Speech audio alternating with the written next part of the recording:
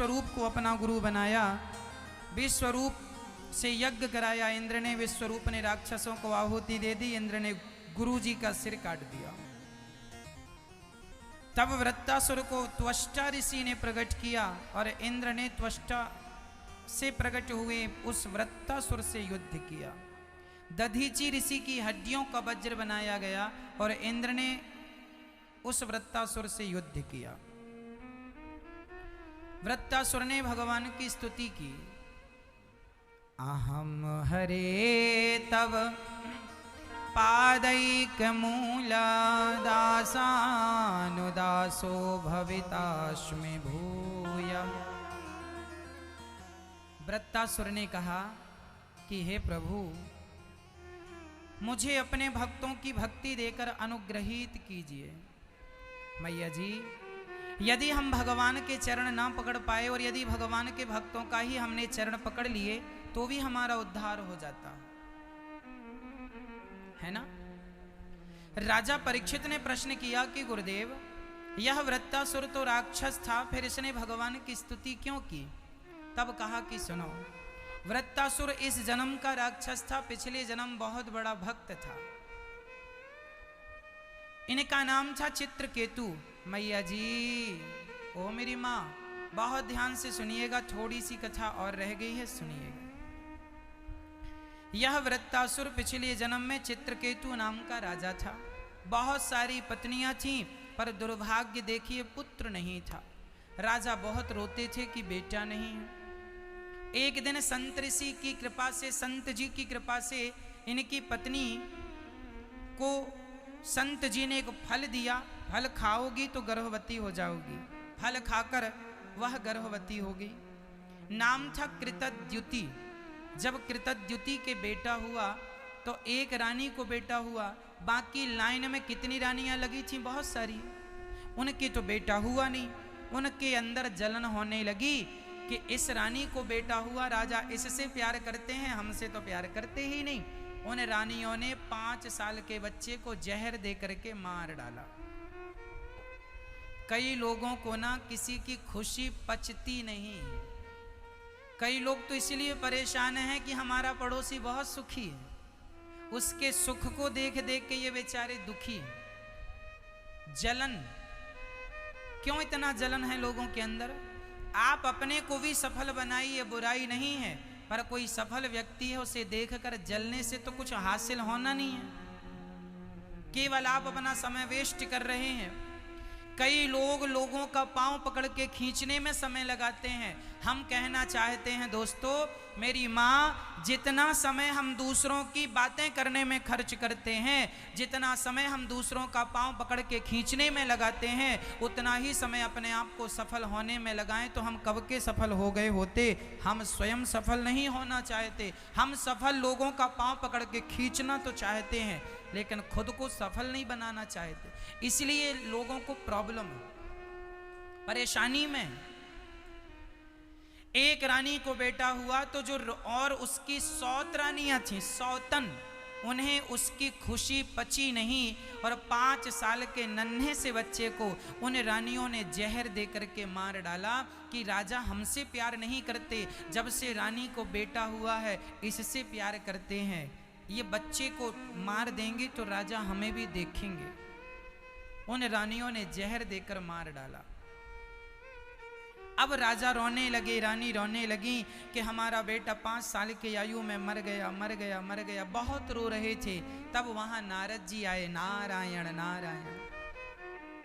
राजा को रोता हुआ देख नारद जी ने कहा, राजन, आप इतने ज्ञानी हो, इतने समझदार हो और आप रो रहे हैं, क्या आपका ये रोना समाज के लिए शोभनीय है? अच्छा भक्तों, एक बात बताएं, आप लोग रोएं तो बात समझ में आती है, पर हम भी रोने लग जाएं? यदि अनपढ़ अज्ञानी आदमी पत्नी के लिए रोता है तो समझ में आता है कि ये तो अज्ञानी है, पत्नी के लिए, पुत्र के लिए रोता है। पर ज्ञानी आदमी भी पुत्र के लिए रोने लग जाएगा तो फिर अनपढ़ में और ज्ञानी में अंतर क्या रह जाएगा? गुरु गोविंद देव जी के 2 बच्चे युद्ध में शहीद हो गए, 2 बच्चों को दीवार में चुनवा दिया गया। यदि आपके बच्चों को दीवार में चुनवाया जाता तो आप तो रो रो के घर ही भर देते, आप कितना रोते। लेकिन गुरु गोविंद देव जी की आंखों में आंसू नहीं थे। अज्ञानी आदमी तो अज्ञानवश रोता है, पर ज्ञानी भी यदि अज्ञानियों की तरह व्यवहार करने लग जाएगा तो उस अज्ञानी और उस ज्ञानी में फिर अंतर क्या रहेगा। इसलिए मेरी मां, जो ज्ञान मार्ग है वह आपको दुख से बचाने वाला मार्ग है। आज मैं आपको बताऊंगा कि आपकी पत्नी कौन है, आपका पति कौन है, आपका पुत्र कौन है, आपकी पुत्री कौन है। अच्छा मैया ये बताओ, आपकी पत्नी को और आपके पति को और आपकी बेटी को और आपके बेटे को एक दिन मरना होगा कि नहीं? हाँ या ना में जवाब दो।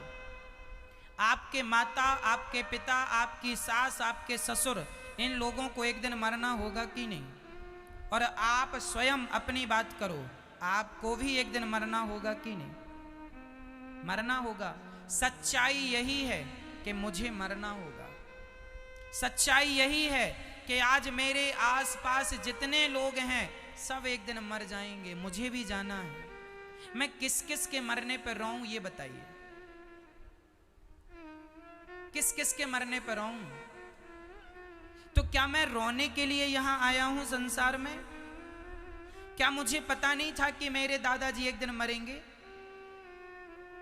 बोलो, क्या मुझे पता नहीं है कि मेरी दादी एक दिन मर जाएंगी? इसलिए कहता हूं, सत्य से भागने की जरूरत नहीं है, सत्य को स्वीकार करने। आज लोग दुखी क्यों हैं? क्योंकि वह सत्य को स्वीकार नहीं करते।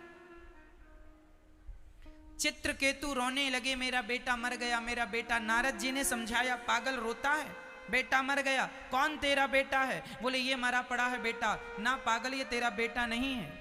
नहीं माने चित्रकेतु। नारद जी ने हाथ में जल डाल करके मरे हुए बच्चे के ऊपर छोड़ दिया, मरा हुआ बच्चा जिंदा हो गया।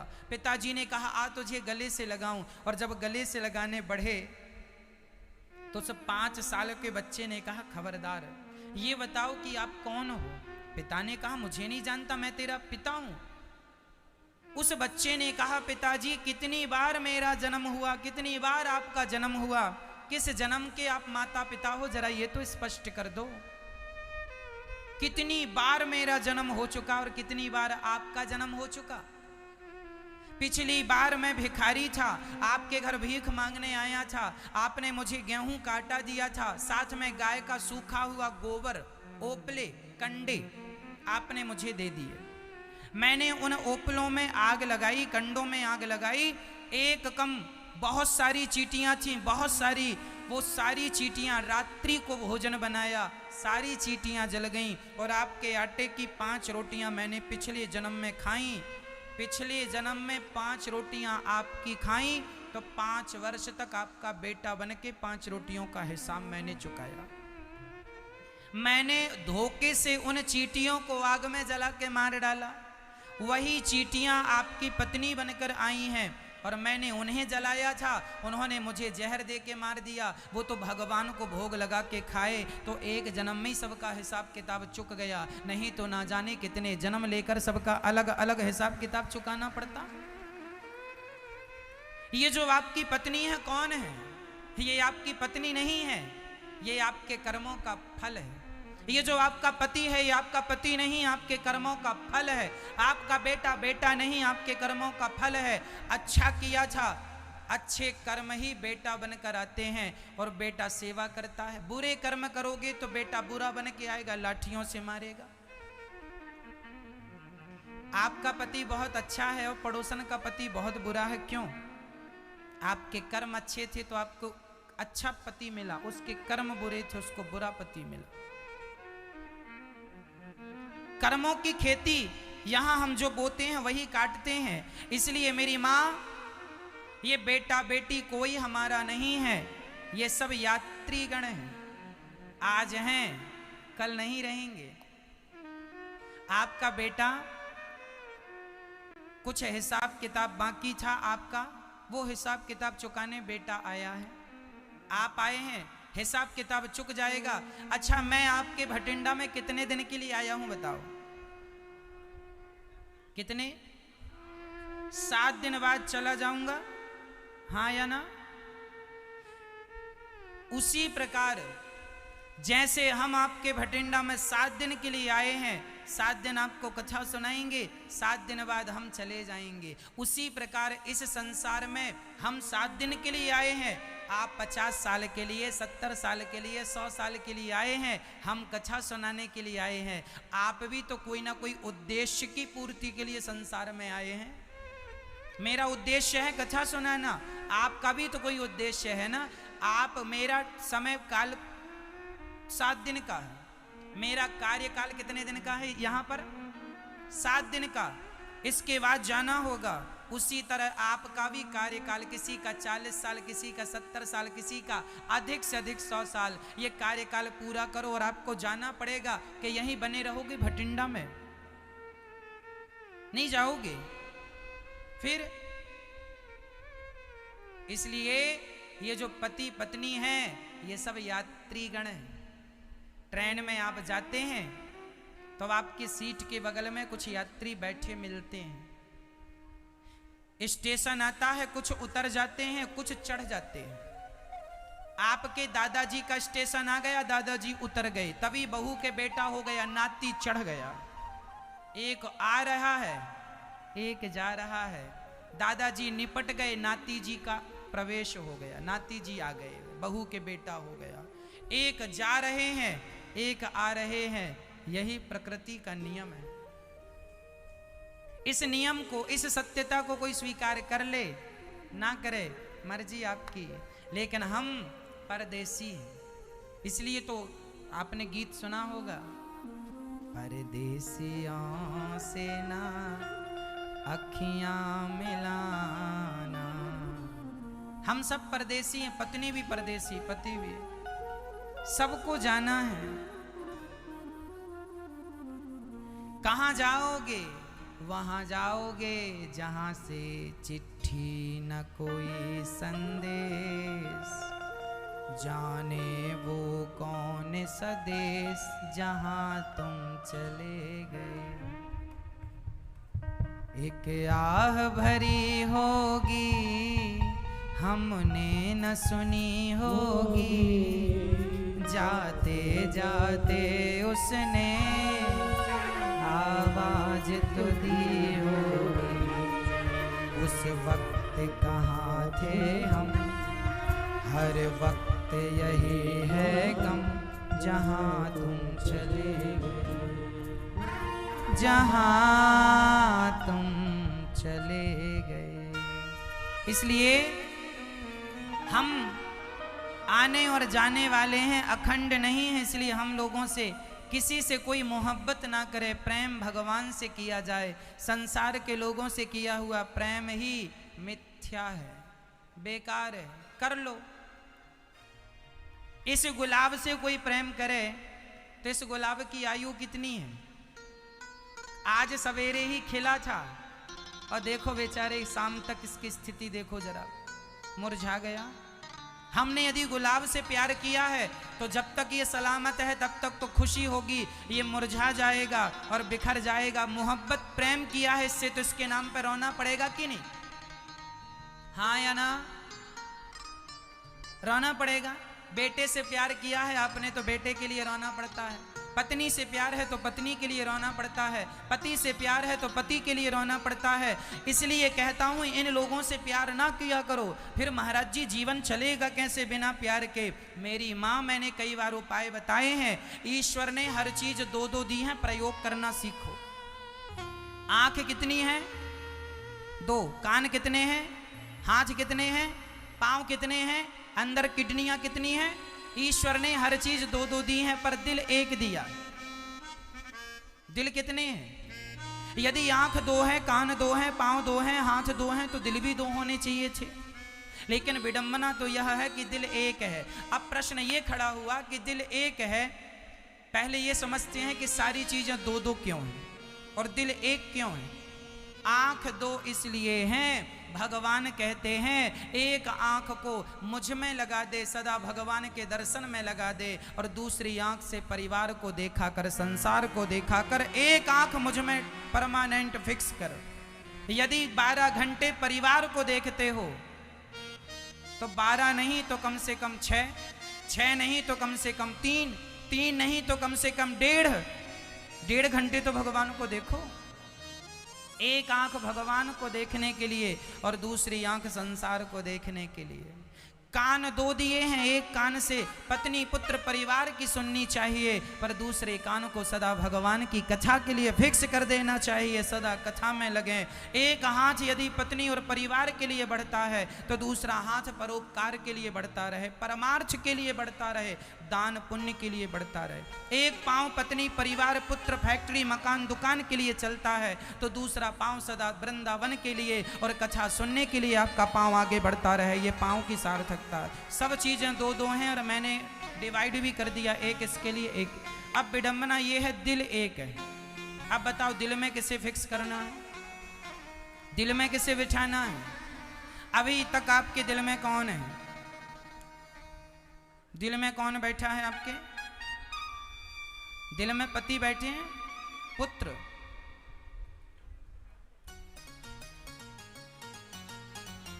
पत्नी को दिल में ना बिठाना, पति को दिल में ना बिठाना। पति को दिल में बिठाओगे गंदा करके देगा।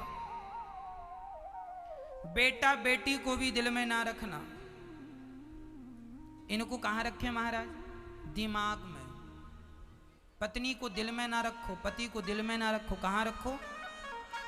जो चीज दिल में होती है साहब निकलती नहीं है, और जो दिमाग में होती है जल्दी निकल जाती है। दिल दिमाग की अलग अलग विचारधारा है। एक आदमी को डॉक्टर ने, समस्या कहां खड़ी है, मैं समस्या क्यों खड़ी है, मैं इस पे बात कर रहा हूं। एक भटिंडा में एक आदमी बीमार पड़ गया, डॉक्टर के पास गया। उसको 2 बीमारी थी, एक तो पेट खराब था, दूसरी आंख खराब थी। आंख में कुछ गड़बड़ था, दर्द हो रहा था। डॉक्टर साहब हमारी आंख में भी जलन हो रही है और पेट में भी जलन हो रही है, जरा दवाई दो। डॉक्टर साहब ने दवाई दे दी। एक दवाई दी, सुन इसे आंखों में लगाना, और दूसरी दवाई दी, ये चूरन है इसे खाना। वो आदमी 2 पुड़ियां लेके चला, लेकिन घर जाते जाते उसकी पुड़िया बदल गई। घर में गया, पुड़िया बदल गई। डॉक्टर साहब ने जिसे आंखों में लगाने के लिए दिया था उसे तो उसने खा लिया, और जो दवाई खाने के लिए दी था पेट के लिए उसे आंखों में लगा लिया। अच्छा, दवाई बदल जाने से उसकी जलन कम हुई कि और दुगनी हो गई? इसमें क्या डॉक्टर का कोई कसूर था? तुमने पुड़िया क्यों बदली? उसी तरह ईश्वर ने भी तुम्हें 2 पुड़ियां दे रखी हैं, 2 पुड़ियां दे के भेजी हैं संसार में। एक पुड़िया है दिल, एक पुड़िया है दिमाग। पत्नी को, पुत्र को, परिवार को दिमाग में रखना है, और भगवान को, भगवान की भक्ति को दिल में रखना है। लेकिन आपने पुड़िया बदल दी। आपने भगवान को तो दिमाग में रख दिया और परिवार को दिल में रख लिया। अब जब उल्टा हो गया तो जलन ज्यादा होने लगी। लोग परेशान क्यों हैं? क्योंकि तुम्हारी पुड़िया बदल गई। एक बहू मेरे पास आई, महाराज जी मेरी सास ने गाली दे दी। हमने कहा भूल जाओ। महाराज कैसे भूल जाएं, गाली दिल में लग गई। जो दिल में लग जाता है जल्दी भूलता नहीं है, दिल से निकलता नहीं है। और पत्नी ने कल ही पति से कहा था जरा 2 किलो घी लेके आना बाजार से। पति ने कहा तेरी बात दिमाग से निकल गई। अक्सर बातें कहाँ से निकल जाती हैं? कोई ये नहीं कहता बातें दिल से निकल गई। बातें कहाँ से निकल जाती हैं? दिमाग से। जो दिमाग में होता है निकल जाता है, जो दिल में होता है साहब निकलता नहीं है। इसलिए भगवान को दिल में बिठाओ, कभी ना निकले। परिवार को दिमाग में बिठाओ ताकि मरने के पहले सब निकल जाए और मोक्ष हो जाए। यदि आपका परिवार यहाँ बैठ गया तो मुक्ति में बाधा है। मरने के पहले सब डिलीट करना पड़ता।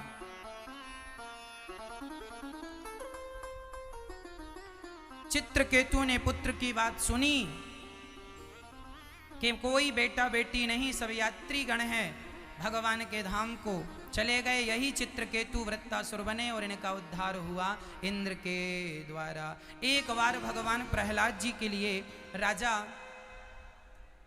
भगवान प्रहलाद के लिए नरसिंह बन करके आए। प्रहलाद जी से पूछा, हिरण्यकशिपु ने बोल तेरा भगवान कहाँ है? प्रहलाद जी ने कहा कहाँ नहीं है। होलिका को बिठा के मारना चाहा प्रहलाद को, होलिका जल गई। सब जगह प्रहलाद जी ने कह दिया अपने मित्रों को, हमारा मनुष्य का शरीर हमें क्यों मिला है। दिव्य उपदेश किया। हिरण्यकश्यपु ने कहा, प्रहलाद तू बहुत भगवान की बातें करता है, मैंने समझाया कि मेरे सामने भगवान की बातें ना किया कर। प्रहलाद को लाख समझाने पर भी पिता के बात पर प्रहलाद जी नहीं समझे और प्रहलाद जी का विश्वास टूटा नहीं। प्रहलाद जी से पूछा गया, बोल तेरा भगवान कहाँ है? इस खंबे में है। खंबे पर प्रहार किया, खंबा टूट करके स्वयं नरसिंह भगवान प्रकट हो गए और हिरण्यकश्यपु को गोद में लिटा लिया। हिरण्यकश्यपु बोला, आप कौन? भगवान बोले, मैं तेरी मृत्यु। हिरण्यकश्यपु बोला, मैं मरने वाला नहीं, मैंने ब्रह्मा से वरदान मांगा है, ना दिन के मरूंगा ना रात्रि को। भगवान बोले, संध्या का समय अब तो मरेगा। संध्या मतलब शाम। बोले, ब्रह्मा के बनाए किसी आदमी से नहीं मरूंगा। भगवान बोले, ब्रह्मा मुझे नहीं बनाता, मैं ब्रह्मा को बनाता हूं, अब तो मरेगा। बोले, ना अस्त्र से मरूं ना शस्त्र से। भगवान बोले, ये नाखून मैंने फैशन में नहीं बढ़ाए, तुझे मारने के लिए बढ़ाए, अब तो मरेगा। बोले, अभी भी नहीं मरूंगा। बोले, क्यों नहीं मरेगा? बोले, ना मनुष्य से मरूं ना राक्षस से मरूं ना गंधर्व से मरूं ना किन्नर से मरूं। भगवान बोले, मुझे देख, मैं कौन हूं? ना मनुष्य हूं ना राक्षस हूं ना देवता हूं। आधा तो शरीर मनुष्य का है और आधा शेर का। नरसिंह, आधा नर आधा सिंह बराबर नरसिंह। अब तो मरेगा। कितना भी चतुर कोई हो, मौत से कब तक भागोगे, कब तक बचोगे? सत्यता यही है। मौत आई अच्छा कह दिया, मैं 12 महीने में किसी महीने नहीं मरूंगा। भगवान बोले, पंचांग देखा कर, 13वां महीना चल रहा, पुरुषोत्तम महीना, अब तो मरेगा। मार दिया, छाती विदीर्ण कर दी। हिरण्यकश्यपु की छाती विदीर्ण करके भगवान ने गोविंदाय नमो नमः प्रहलाद से कहा, बेटा कुछ मांग ले। प्रहलाद जी ने कहा, प्रभु भगवान की स्तुति करने देवी देवता आए। कह दिया प्रहलाद जी ने, प्रभु कुछ मांगने की इच्छा ही ना हो, यही वरदान दीजिए। भगवान ने कहा, पुत्र ऐसा ही होगा, कुछ तो मांग लो। प्रहलाद जी ने कहा, पिताजी, प्रभु जी, मेरे पिता बड़े पापी थे, इनकी सदगति कर दीजिएगा। प्रहलाद जी ने कहा, सदगति? भगवान ने कहा, बेटा तुम जैसा पुत्र जिस पिता ने पाया है उसकी अधोगति नहीं हो सकती। याद रखना मेरी माँ, यदि आप अच्छे कर्म करते हैं तो आपके पूर्वजों की सदगति हो जाती है, और आप गलत कर्म करते हैं तो आपके पूर्वज यदि स्वर्ग में थे तो वह निकल निकल के नरक में चले जाते हैं तुम्हारे पाप के कारण। इसलिए अपने पूर्वजों के नाम से कुछ पुण्य किया करो, उनके नाम का दान, उनके नाम का यज्ञ, उनके नाम का पोथी पाठ। अभी 20 तारीख से भागवत जी की पोथी बैठेंगी।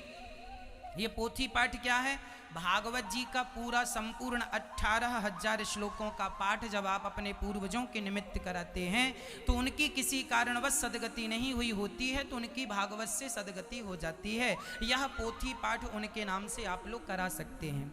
यदि हम अपने पूर्वजों को संतुष्ट करते हैं तो पूर्वज लोग हम पर बड़ी कृपा करते हैं, आशीर्वाद बनाए रखते हैं। और यदि आप पूर्वजों पर बिल्कुल ध्यान नहीं देते तो उनकी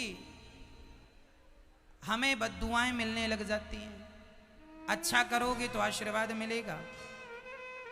अच्छा ये बताओ, आप अपने बच्चों से चाहते हैं ना कि हमारे बच्चे हमारे नाम का कुछ पुण्य करें?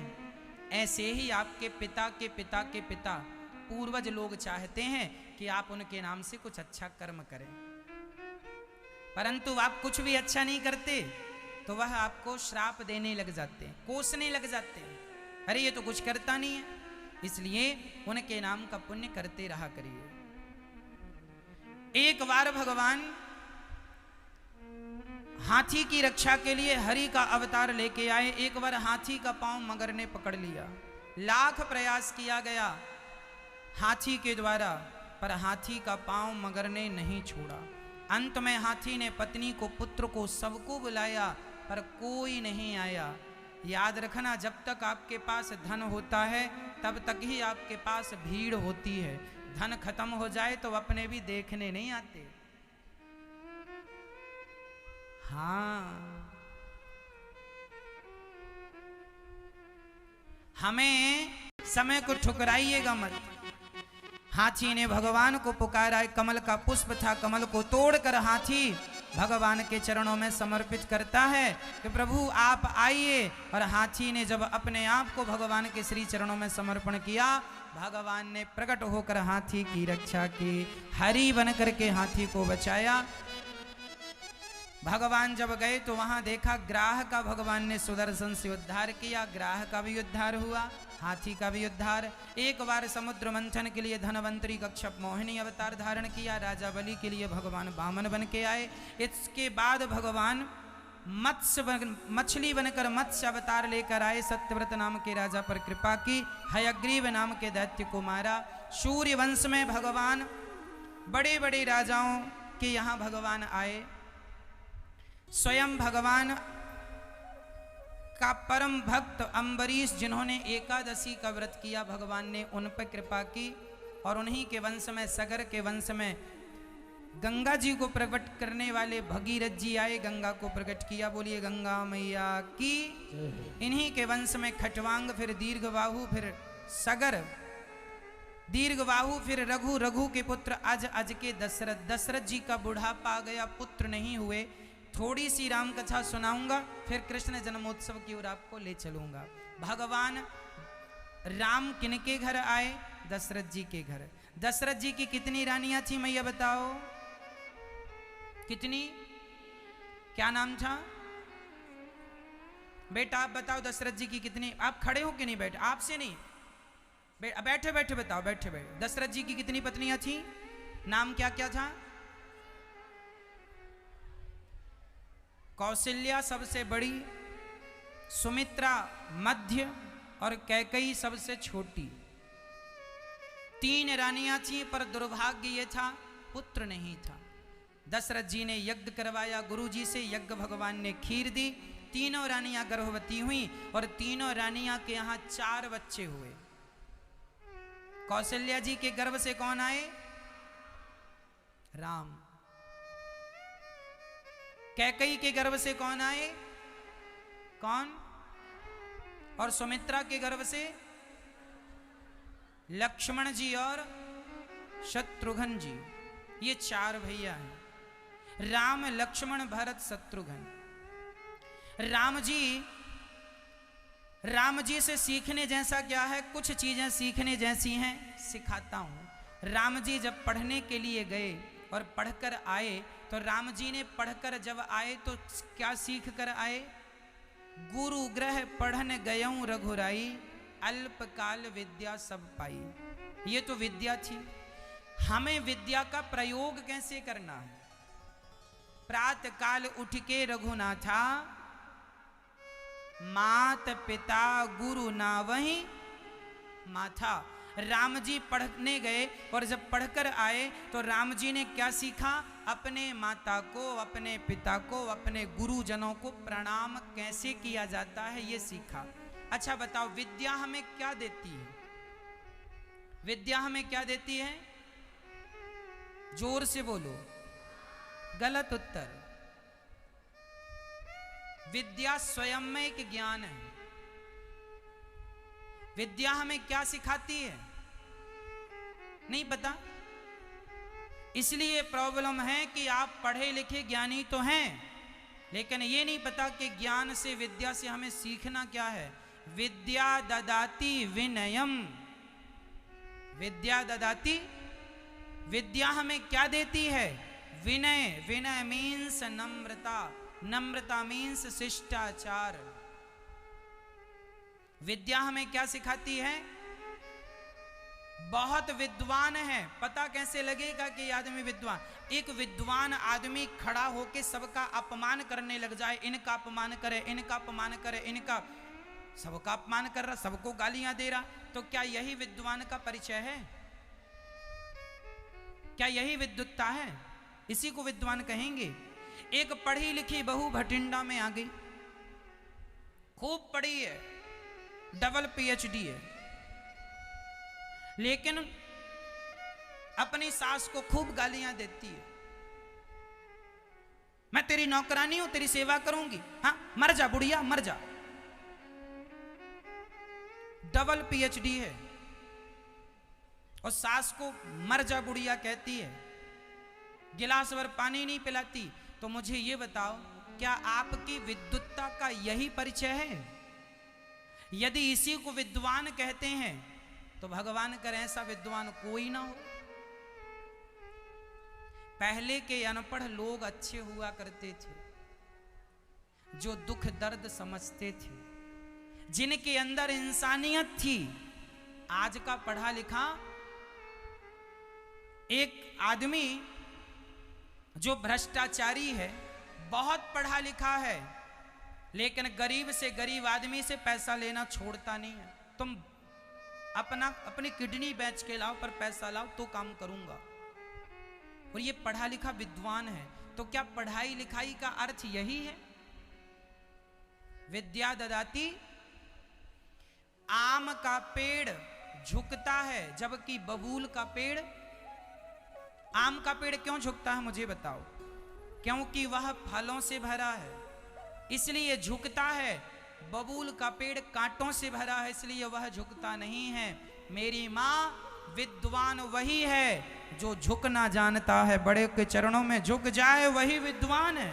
वह गुणों से भरा हुआ और जो अकड़ के खड़ा रहे अपनी विद्वत्ता के अहंकार में, वह विद्वान नहीं। इसके जैसा मूर्ख कोई नहीं। इन्हें कहते हैं पढ़े लिखे मूर्ख। यही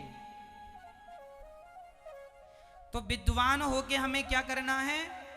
राम जी पढ़ने गए और राम जी पढ़ के आए तो राम जी रोज सवेरे अपनी माँ के और अपने पिता के चरणों में झुककर प्रणाम करते हैं। बताओ आप में से कितने बच्चे अपने माँ बाप को रोज प्रणाम करते हैं? केवल 2 दिख रहे हैं हमें। अच्छा, आप भी हैं? आप भी हैं? आप में से कोई अपने माँ बाप को रोज प्रणाम करते हैं? हाँ या ना? हाँ। प्रार्थना करता हूं, जो झुकता है वह भरता है, ज्ञान से, संस्कारों से, धन से, सबसे भरता है। इसलिए माँ बाप को झुककर प्रणाम किया। आजकल के बच्चों को प्रणाम करना नहीं आता, घुटनों के पांव छूते हैं। कमर इतनी कमजोर हो गई है और जरा सा झुकते नहीं कि चरण, ऐसे प्रणाम नहीं किया जाता। आज के पढ़े लिखे बच्चों को तो प्रणाम करना नहीं आता। राम जी से सीख लो। राम जी प्रणाम करते हैं, माथे को माँ बाप के श्री चरणों में रख देते हैं। ये प्रणाम है। ये सिखाओ बच्चों को। राम जी ये सीखते हैं और राम जी ये सिखाते हैं। अच्छा, राम जी विवाह के लिए अब गए हैं। राम जी बड़े हुए और राम जी को लेने कौन आए? विश्वामित्र जी। राम जी को लेकर के चले। राम जी ने गुरु जी का यज्ञ पूरा कराया और गौतम नारी श्राप बस उपल दे, धरि धीर चरण कमल रज चाहती, कृपा करो रघुवीर। गौतम नारी श्राप बस। आज गौतम जी की पत्नी का राम जी ने क्या किया? अपने चरणों के स्पर्श से उद्धार कर दिया। और इसके बाद राम जी सीता स्वयंवर में पहुंचे। राम जी ने सीता स्वयंवर में देखा, बड़े बड़े राजा धनुष उठा रहे हैं, पर भूप साहस दस एक ही बारा, लगे उठावन टरही न टारा। बड़े बड़े राजाओं ने धनुष उठाने का प्रयास किया पर किसी से धनुष एक ही वारा। मैया बताओ, वार कितने होते हैं? वार कितने वार होते हैं? सोमवार, मंगलवार, इनमें सबकी खुशियों में पानी फेर दिया। किसने? एक मंथरा ने। अच्छा, गलती किसकी थी? गलती किसकी थी? मंथरा की ना। गलती मंथरा की नहीं थी, गलती माता कैकेयी की थी। क्यों? माता कैकेयी की गलती यह थी कि आपने महारानी होकर क्यों आया हूं? रावण जैसे पापियों को मारने आया हूं। और मुझे वनवास आप भेजोगी तो मेरी जय जयकार होगी। तब कैकेयी ने कहा, बेटा यदि मेरा अपमान होता है और मेरे अपमान से यदि राम का सम्मान होता है तो मैं अपमान का घूंट पीने को तैयार हूं, पर तुझे वनवास। कैकेयी मां ने राम को वनवास नहीं भेजा। राम की मर्जी के बिना तो पत्ता नहीं हिलता, राम तो भगवान है। तो क्या राम की बिना मर्जी के कैकेयी मां ने वनवास? राम जी ने खुद कैकेयी मां से कहा था कि मुझे वनवास भेज देना, तो आज कैकेयी ने वनवास भेजा। अच्छा, 14 साल का वनवास क्यों? क्योंकि जिस दिन माता कैकेयी ने राम जी को वनवास भेजा, उस दिन से रावण की आयु केवल 14 साल ही बाकी थी। कैकेयी मां ने कहा, रावण को मारना और मार के तुरंत आ जाना, एक भी दिन एक्स्ट्रा नहीं रुकना वनवास में। इसलिए उस दिन से, जिस दिन राम जी गए, उस दिन से रावण की आयु कितनी? माता कैकेयी भरत की माता है, वह सब जानती हैं कि रावण कितना बाकी है। 14 साल बाकी था, मार के आ जाना, इसलिए 14 साल। कैकेयी ने राम को वनवास क्यों भेजा? दूसरा कारण यह है कि अयोध्या का असली राज मुकुट बाली के पास था।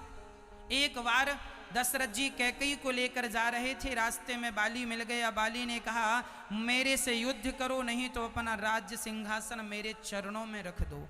दशरथ जी बोले, इससे युद्ध करेंगे तो जीतना तो संभव नहीं है, तो अपना मुकुट उतार के और चरणों में रख दिए। ये बात केवल कैकेयी जानती थी। दशरथ जी ने वैसा ही नकली मुकुट पहन लिया, तो राम जी को राजा बनाने लगे। तो कैकेयी ने कहा, क्यों जी, क्या राम को नकली मुकुट पहनाओगे?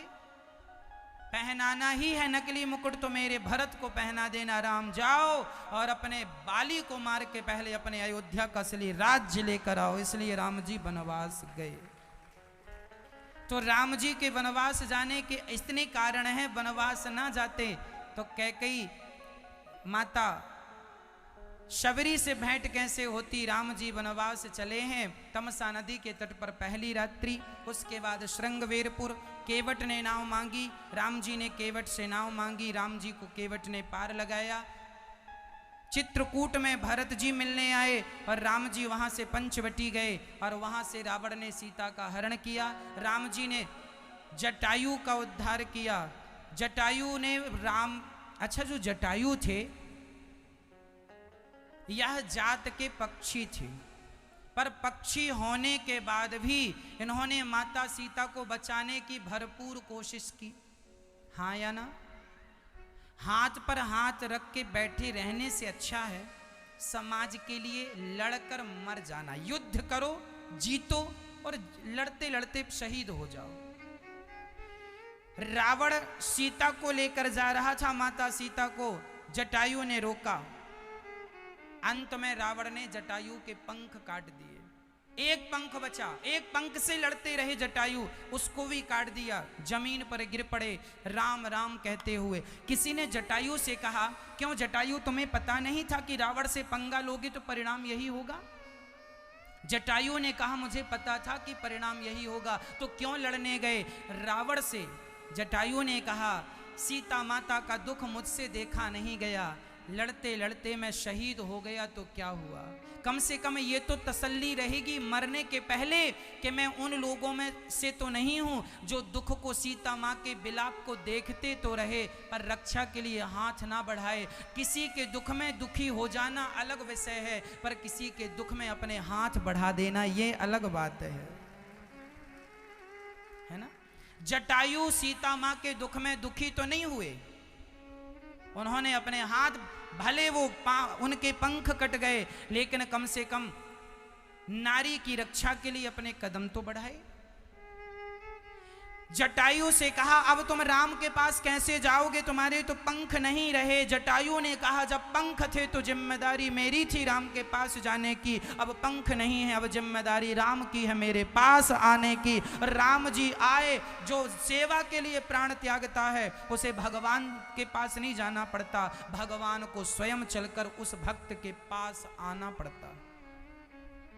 किसके पास? जो सेवा करता। इसलिए जैसे जटायु ने माता सीता की सेवा के लिए प्राण त्याग दिए, उसी प्रकार ये दास अनिरुद्ध 200 माताओं की सेवा करता है। यदि वो सीता माँ के लिए जटायु अपने पंख बढ़ाए तो ये दास अनिरुद्ध भी अपने हाथ बढ़ाता है। अंत में राम जी बाली को मार करके और रावण को मार के सीता माँ को लाके और बड़े प्रेम से राज्य सिंहासन तक पहुँचते हैं। राम जी राजा बनते हैं, सिया जी रानी। राम कथा का विस्तार कल भी हम आपसे करेंगे। कल की कथा में भी कुछ राम जी का अंश हम आपको सुनाएंगे। और राम जी राजा बने, सिया जी रानी बनी। बोलिए राजा रामचंद्र भगवान की जय। भागवत में राम कथा सूक्ष्म है, इसलिए दास ने थोड़ी सी सुनाई। वैसे तो राम कथा विशाल विस्तार है, लेकिन फिर भी दास ने छोटी सी आपको, क्योंकि भागवत में राम कथा का अंश छोटा सा, इसलिए छोटा सा। अब हम आपको कृष्ण जन्मोत्सव की ओर लेकर चलेंगे। हमारे इन कार्यकर्ताओं के लिए तालियां। देखो जन्मोत्सव की कितनी तैयारियां कर रखी हैं। ये देखो कितना सुंदर सुंदर उन्होंने सजावट कर रखी है। ये पूरा परिवार, इनका जो श्री बांके बिहारी सेवा समिति के सभी सदस्यों की सेवा है। हमारे सोनू भैया जी बड़े प्रेम से ये सब सेवाओं में लगे हैं। और ये कितना बढ़िया श्रृंगार किया है आज इन्होंने, देखने लायक है। तो भगवान श्री कृष्ण का जन्मोत्सव चंद्रवंश में हुआ।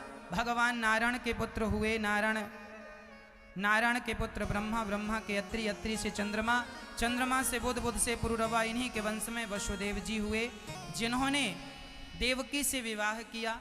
कंस के द्वारा देवकी माँ विदा होकर जा रही थी। आकाशवाणी हो गई, 8वां गर्भ देवकी का काल बनेगा। कंस ने जेल में बंद किया। माता देवकी के पहले पुत्र को कंस ने मार दिया। दूसरा, तीसरा, चौथा, पांचवा, छठे भगवान ने देवकी माँ के गर्भ को रोहिणी माँ के गर्भ में ट्रांसफर किया। और रोहिणी माँ बनी बलराम भैया की माँ। बोलिए बलदाऊ भैया की। इसके बाद भगवान आठवीं बार माता देवकी के गर्भ में भगवान प्रवेश करते हैं। नारद जी ने देवताओं को सूचना दी कि भगवान माता देवकी के गर्भ में, जो सबके गर्भ में है, निशीथे तमत भूते जायमाने जनार्दरे देवक्याम देव रूपिण्याम विष्णु सर्व गुहाशया, जो सबके गर्भ में भगवान रहते हैं, वह भगवान आज माता देवकी के गर्भ में प्रवेश कर गए हैं। और सारे देवी देवता भगवान की गर्भ स्तुति कर रहे हैं। सत्यव्रतम सत्य परम त्रिसत्यम सत्यस्य योनिम निहितं च सत्ये सत्यस्य सत्यमृत सत्यनेत्रम सत्यात्मिकं त्वां शरणं प्रपन्ना। सब भगवान की जय जयकार कर रहे हैं। अब तो स्तुति करके देवी देवता भगवान अपने धाम को चले गए। और 8वें गर्भ में अब भगवान श्री नारायण भादों का महीना कृष्ण पक्ष की ठीक अष्टमी तिथि को रात्रि को ठीक 12 बजे भगवान माता देवकी के